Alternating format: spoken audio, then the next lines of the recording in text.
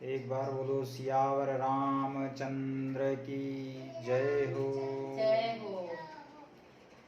आज हम लोग श्रीमद् वाल्मीकि रामायण बालकांड का 27वां सर्ग प्रारंभ करने जा रहे हैं। 27वें सर्ग में व्याख्या करते हैं। विश्वामित्र द्वारा श्री राम को दिव्यास्त्र दान। ताटका वन में वह रात बिताकर महायशस्वी विश्वामित्र हंसते हुए मीठे स्वर में श्री रामचंद्र जी से बोले, महायशस्वी राजकुमार, तुम्हारा कल्याण हो। ताटका वध के कारण मैं तुम पर बहुत संतुष्ट हूँ, अतः बड़ी प्रसन्नता के साथ तुम्हें सब प्रकार के अस्त्र दे रहा हूँ। इनके प्रभाव से तुम अपने शत्रुओं को, चाहे वे देवता, असुर, गंधर्व अथवा नाग ही क्यों न हों, रणभूमि में बलपूर्वक अपने अधीन करके उन पर विजय पा जाओगे। रघुनंदन, तुम्हारा कल्याण हो। आज मैं तुम्हें वे सभी दिव्यास्त्र दे रहा हूँ। वीर, मैं तुमको दिव्य एवं महान दंड चक्र, धर्म चक्र, काल चक्र, विष्णु चक्र तथा अत्यंत भयंकर ऐन्द्र चक्र दूंगा। नरश्रेष्ठ राघव, इंद्र का वज्रास्त्र, शिव का श्रेष्ठ त्रिशूल तथा ब्रह्मा जी का ब्रह्मशिर नामक अस्त्र भी दूंगा। महाबाहो, साथ ही तुम्हें ऐशिकास्त्र तथा परम उत्तम ब्रह्मास्त्र भी प्रदान करता हूँ। कुकुत्स कुलभूषण, इनके सिवा दो अत्यंत उज्ज्वल और सुंदर गदाएं, जिनके नाम मोदकी और शिखरी हैं, मैं तुम्हें अर्पण करता हूँ। पुरुष सिंह राजकुमार राम धर्मपाश, कालपाश और वरुणपाश भी बड़े उत्तम अस्त्र हैं, इन्हें भी आज तुम्हें अर्पित करता हूँ। रघुनंदन, सूखी और गीली दो प्रकार की अशनि तथा पिनाक एवं नारायण शास्त्र भी तुम्हें दे रहा हूँ। अग्नि का प्रिय आग्नेय अस्त्र, जो शिखरास्त्र के नाम से भी प्रसिद्ध है, तुम्हें अर्पण करता हूँ। अनघ अस्त्रों में प्रधान जो वायव्यास्त्र है, वह भी तुम्हें दे रहा हूँ। कुकुत्स कुलभूषण राघव, हैशिरा नामक अस्त्र, कौंच अस्त्र तथा दो शक्तियों को भी तुम्हें देता हूँ। कंकाल, घोर मूसल, कपाल तथा किंकिणी आदि सब अस्त्र जो राक्षसों के वध में उपयोगी होते हैं, तुम्हें दे रहा हूँ। महाबाहु राजकुमार, नंदन नाम से प्रसिद्ध विद्याधरों का महान अस्त्र तथा उत्तम खड्ग भी तुम्हें अर्पित करता हूँ। रघुनंदन, गंधर्वों का प्रिय सम्मोहन नामक अस्त्र,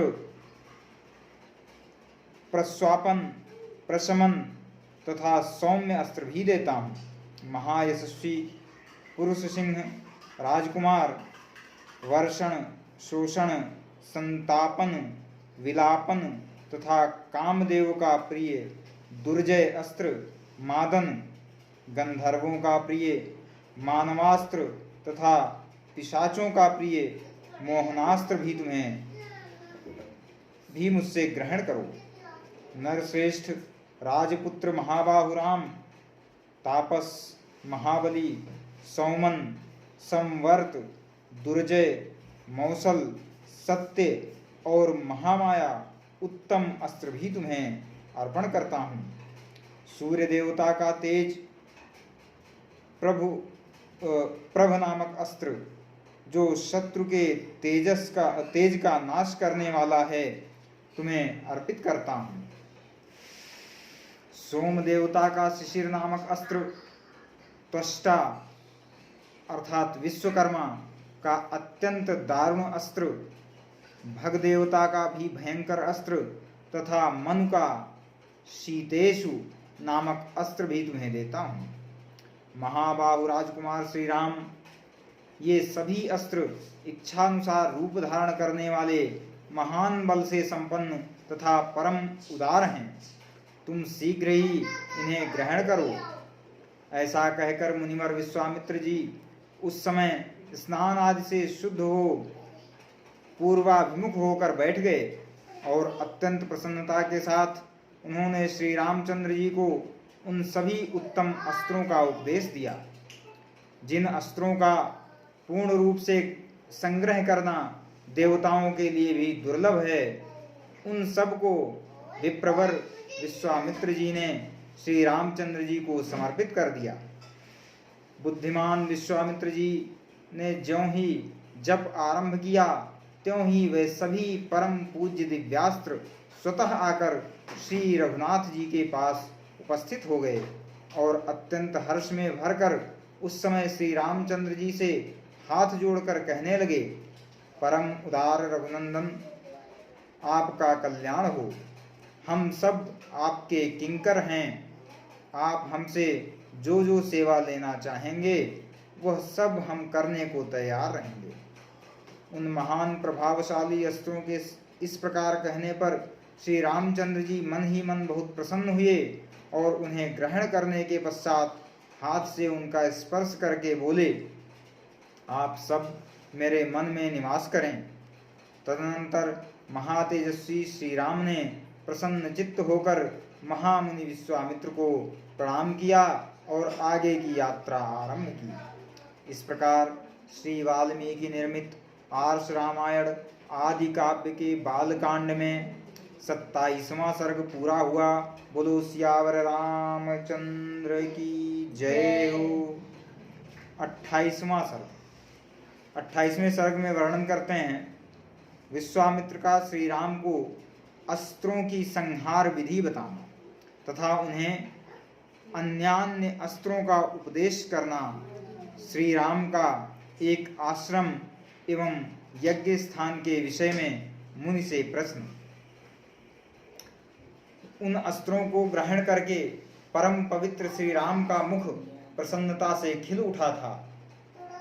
वे चलते चलते ही विश्वामित्र से बोले, भगवान, आपकी कृपा से इन अस्त्रों को ग्रहण करके मैं देवताओं के लिए भी दुर्जय हो गया हूँ। मुनिश्रेष्ठ, अब मैं अस्त्रों की संहार विधि जानना चाहता हूँ। कुकुस्थ कुल तिलक श्री राम के ऐसा कहने पर महातपस्वी, धैर्यवान, उत्तम व्रतधारी और पवित्र विश्वामित्र मुनि ने उन्हें अस्त्रों का संहार विधि का उपदेश दिया। तदनंतर वे बोले, रघुकुल नंदन राम, तुम्हारा कल्याण हो। तुम अस्त्र विद्या के सुयोग्य पात्र हो, अतः निम्नांकित अस्त्रों को वे ग्रहण करो।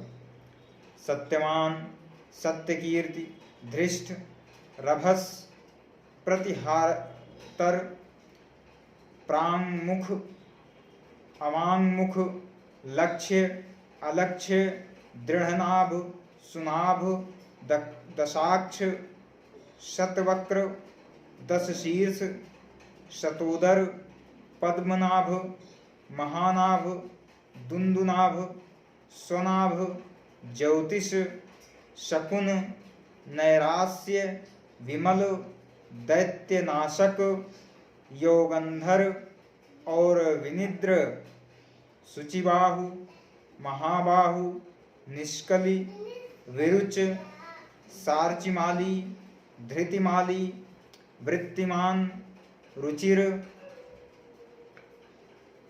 पित्र, सौमनस, विधूत, मकर, परवीर, रति, धन, धान्य, कामरूप, कामरुचि, मोह, आवरण, जृंभक, सर्पनाथ, पंथान और वरुण, ये सभी प्रजापति कृशाश्व के पुत्र हैं। ये इच्छानुसार रूप धारण करने वाले तथा परम तेजस्वी हैं। तुम इन्हें ग्रहण करो। तब बहुत अच्छा कहकर श्री रामचंद्र जी ने प्रसन्न मन से उन अस्त्रों को ग्रहण किया। उन मूर्तिमान अस्त्रों के शरीर दिव्य तेज से उद्भासित हो रहे थे। वे अस्त्र जगत को सुख देने वाले थे। उनमें से कितने ही अंगारों के समान तेजस्वी थे, कितने ही धूम के समान काले प्रतीत होते थे, तथा कुछ अस्त्र सूर्य और चंद्रमा के समान प्रकाशमान थे। वे सब के सब हाथ जोड़कर श्री राम के समक्ष खड़े हुए। उन्होंने अंजलि बांधे मधुर वाणी में श्री राम से इस प्रकार कहा, पुरुष सिंह, हम लोग आपके दास हैं, आज्ञा कीजिए, हम आपकी क्या सेवा करें। तब रघुकुल नंदन राम ने उनसे कहा, इस समय तो आप लोग अपने अभीष्ट स्थान को जाएं, परंतु आवश्यकता के समय मेरे मन में स्थित होकर सदा मेरी सहायता करते रहें। तत्पश्चात वे श्री राम की परिक्रमा करके उनसे विदा ले उनकी आज्ञा के अनुसार कार्य करने की प्रतिज्ञा करके जैसे आए थे वैसे चले गए। इस प्रकार उन अस्त्रों का ज्ञान प्राप्त करके श्री रघुनाथ जी ने चलते चलते ही महामुनि विश्वामित्र से मधुर वाणी में पूछा, भगवान, सामने वाले पर्वत के पास ही जो यह मेघों की घटा के समान सघन वृक्षों से भरा स्थान दिखाई देता है, क्या है? उसके विषय में जानने के लिए मेरे मन में बड़ी उत्कंठा हो रही है। यह दर्शनीय स्थान मृगों के झुंड से भरा हुआ होने के कारण अत्यंत मनोहर प्रतीत होता है।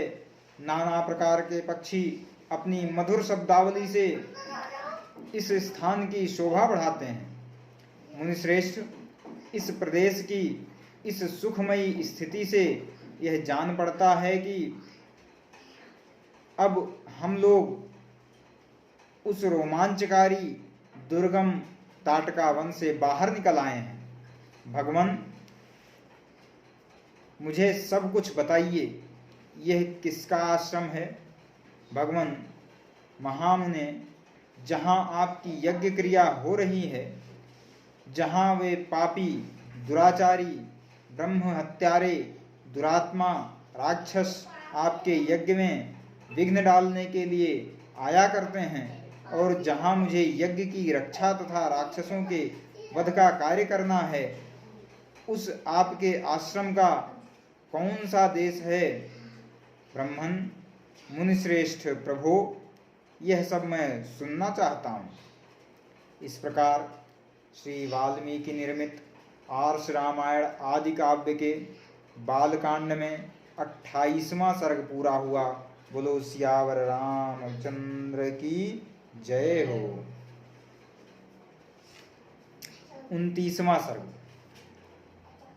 विश्वामित्र जी का श्री राम से सिद्धाश्रम का पूर्व वृत्तांत बताना और उन दोनों भाइयों के साथ अपने आश्रम पर पहुंचकर पूजित होना। अपरिमित प्रभावशाली भगवान श्री राम का वचन सुनकर महातेजस्वी विश्वामित्र ने उनके प्रश्न का उत्तर देना आरंभ किया। महाबाहु श्री राम, पूर्व काल में यहाँ देववंदित भगवान विष्णु ने बहुत वर्षों एवं 100 युगों तक तपस्या के लिए निवास किया था। उन्होंने यहाँ बहुत बड़ी तपस्या की थी।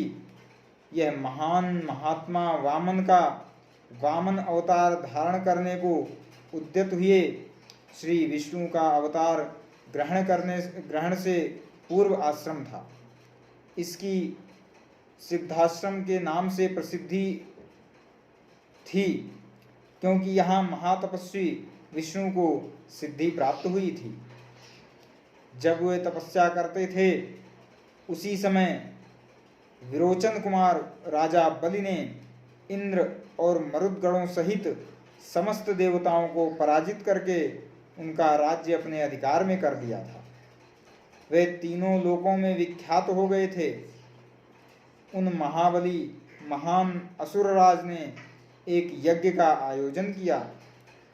उधर बलि यज्ञ में लगे हुए थे, इधर अग्नि आदि देवता स्वयं इस आश्रम में पधार कर भगवान विष्णु से बोले। सर्वव्यापी परमेश्वर विरोचन कुमार बलि एक उत्तम यज्ञ का अनुष्ठान कर रहे हैं। उनका वह यज्ञ संबंधी नियम पूर्ण होने से पहले ही हमें अपना कार्य सिद्ध कर लेना चाहिए।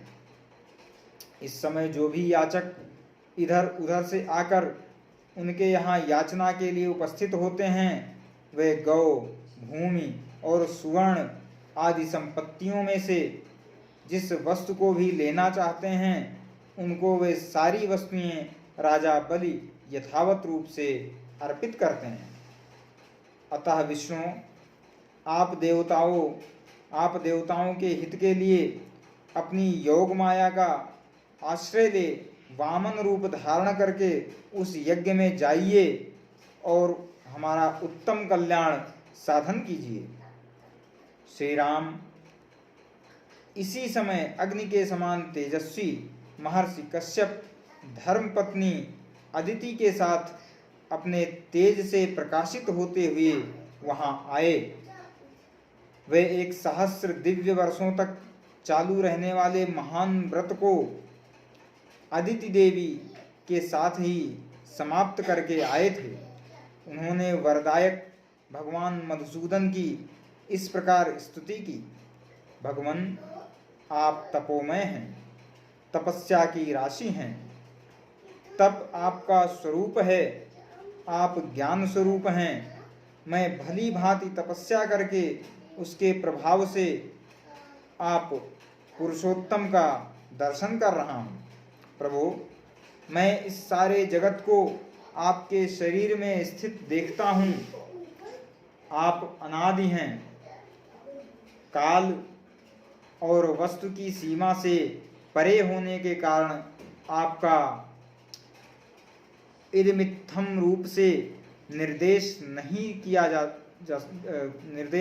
किया जा सकता। मैं आपकी शरण में आया हूँ। कश्यप जी के सारे पाप धुल गए थे। भगवान श्रीहरि ने अत्यंत प्रसन्न होकर उनसे कहा, महर्षि, तुम्हारा कल्याण हो। तुम अपनी इच्छा के अनुसार कोई वर मांगो, क्योंकि तुम मेरे विचार से वर पाने के योग्य हो। भगवान का यह वचन सुनकर मरीचिनंदन कश्यप ने कहा, उत्तम व्रत का पालन करने वाले वरदायक परमेश्वर, संपूर्ण देवताओं की, अदिति की तथा मेरी भी आपसे एक ही बात के लिए बारंबार याचना है। आप अत्यंत प्रसन्न होकर मुझे वह एक ही वर प्रदान करें। भगवान, निष्पाप नारायण देव, आप मेरे और अदिति के पुत्र हो जाएं। असुरसूदन, आप इंद्र के छोटे भाई हों और शोक से पीड़ित हुए इन देवताओं की सहायता करें। देवेश्वर भगवान, आपकी कृपा से यह स्थान सिद्धाश्रम के नाम से विख्यात होगा। अब आपका तपरूप कार्य सिद्ध हो गया है, अतः यहाँ से उठिए। तदनंतर महातेजस्वी भगवान विष्णु अदिति देवी के गर्भ से प्रकट हुए और वामन रूप धारण करके विरोचन कुमार बलि के पास गए। संपूर्ण लोकों के हित में तत्पर रहने वाले भगवान विष्णु बलि के अधिकार से त्रिलोकी का राज्य ले लेना चाहते थे। अतः उन्होंने 3 पग भूमि के लिए याचना करके उनसे भूमिदान ग्रहण किया और तीनों लोगों को आक्रांत करके उन्हें पुनः देवराज इंद्र को लौटा दिया। महातेजस्वी श्रीहरि ने अपनी शक्ति से बलि का निग्रह करके त्रिलोकी को पुनः इंद्र के अधीन कर दिया। उन्हीं भगवान ने पूर्व काल में यहाँ निवास किया था, इसलिए यह आश्रम सब प्रकार से श्रम अर्थात दुख शोक का नाश करने वाला है। उन्हीं भगवान वामन में भक्ति होने के कारण मैं भी इस स्थान को अपने उपयोग में लाता हूँ। इसी आश्रम पर मेरे यज्ञ में विघ्न डालने वाले राक्षस आते हैं। पुरुष सिंह, यहीं तुम्हें इन दुराचारियों का वध करना है। श्री राम, अब हम लोग उस परम उत्तम सिद्धाश्रम में पहुंच रहे हैं। तात, वह आश्रम जैसे मेरा है वैसे ही तुम्हारा भी है। ऐसा कहकर महामुनि ने बड़े प्रेम से श्री राम और लक्ष्मण के हाथ पकड़ लिए और उन दोनों के साथ आश्रम में प्रवेश किया। उस समय पुनर्वसु नामक 2 नक्षत्रों के बीच में स्थित तुषार रहित चंद्रमा की भांति उनकी शोभा हुई।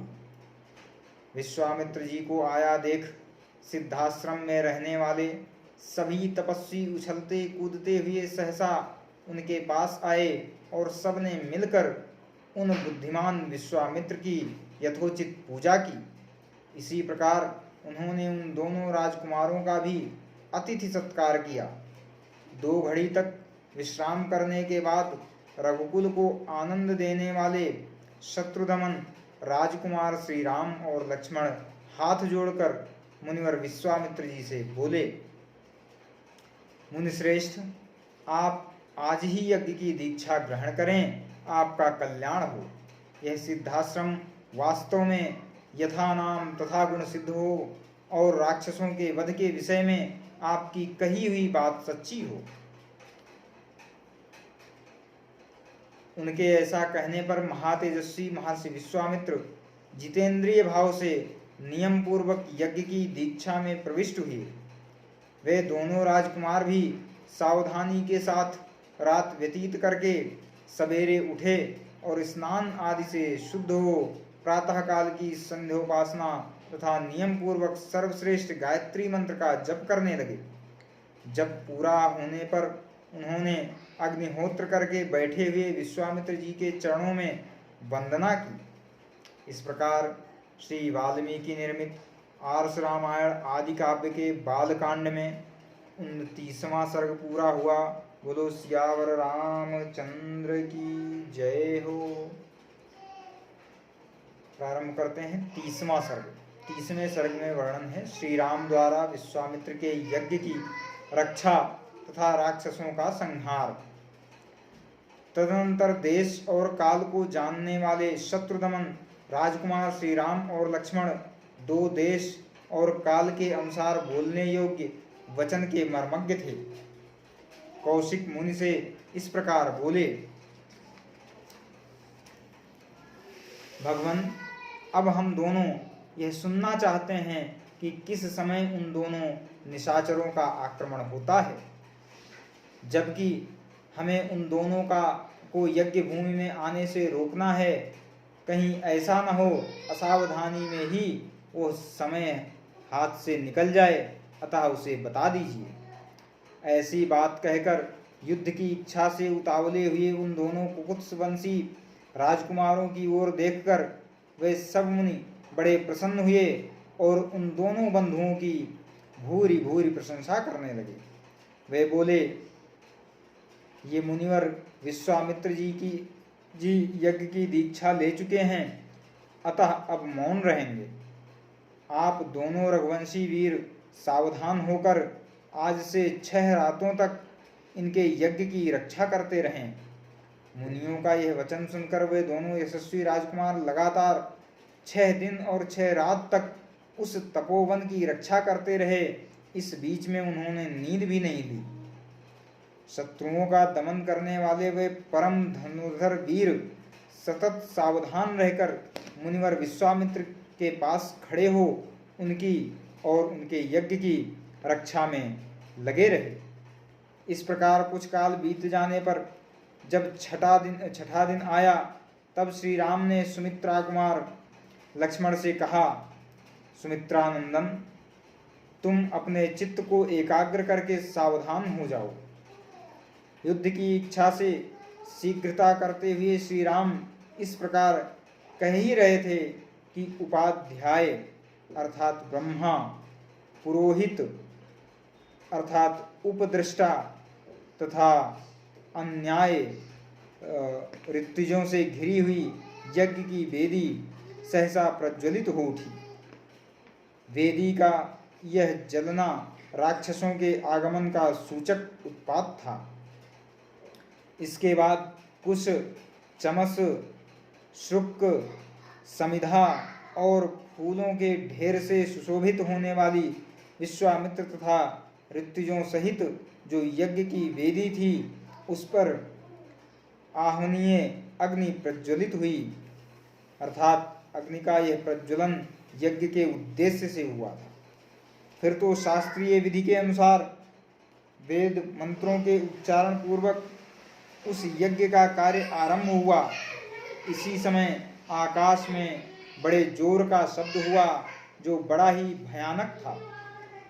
जैसे वर्षा काल में मेघों की घटा सारे आकाश को घेर कर छाई हुई दिखाई देती है, उसी प्रकार मारीच और सुबाहु नामक राक्षस सब ओर से अपनी माया फैलाते हुए यज्ञ मंडप की ओर दौड़े आ रहे थे। उनके अनुचर भी साथ थे। उन भयंकर राक्षसों ने वहां आकर रक्त की धाराएं बरसाना आरंभ कर दिया। रक्त के उस प्रवाह से यज्ञ वेदी के आसपास की भूमि को भीगी हुई देख श्री रामचंद्र जी सहसा दौड़े और इधर उधर दृष्टि डालने पर उन्होंने उन राक्षसों को आकाश में स्थित देखा। मारीच और सुबाहु को सहसा आते देख कमल नयन श्री राम ने लक्ष्मण की ओर देखकर कहा, लक्ष्मण वह देखो, मांस भक्षण करने वाले दुराचारी राक्षस आ पहुंचे। मैं मानवास्त्र से इन सब को उसी प्रकार मार भगाऊंगा जैसे वायु के वेग से बादल छिन्न भिन्न हो जाते हैं। मेरे इस कथन में तनिक भी संदेह नहीं है। ऐसे कायरों को मैं मारना नहीं चाहता। ऐसा कहकर वेगशाली श्री राम ने अपने धनुष पर परम उदार मानवास्त्र संधान किया। वह अस्त्र अत्यंत तेजस्वी था। श्री राम ने बड़े रोष में भरकर मारीच की छाती में उस बाण का प्रहार किया। उस उत्तम मानवास्त्र का गहरा आघात लगने से मारीच पूरे 100 योजन की दूरी पर समुद्र के जल में जा गिरा। शीतेशु नामक मानवास्त्र से पीड़ित हो मारीच अचेत सा होकर चक्कर काटता हुआ दूर चला जा रहा है।